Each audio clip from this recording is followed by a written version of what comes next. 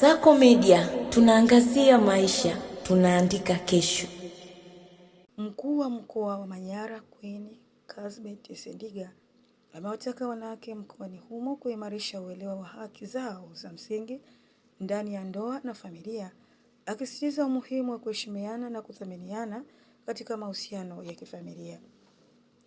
Akizungumza wakati wa mkutano wa Jumuiya ya Wanawake wa Chama cha Mapinduzi CCM uliofanyika mkoani Manyara, Sendiga alisema mwanamke anapaswa kutambua haki yake ya heshima, maamuzi na usalama wake binafsi, akieleza kuwa uelewa huu ni nyenzo muhimu katika kupunguza changamoto za ukatili wa kijinsia.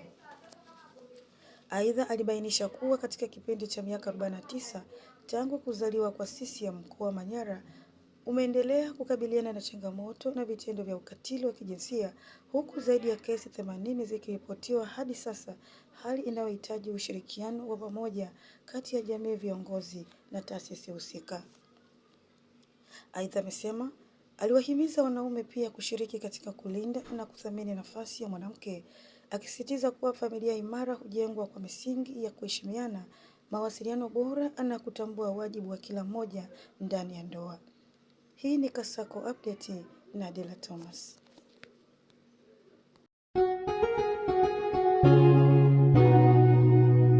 Kasako Media, tunaangazia maisha, tunaandika kesho.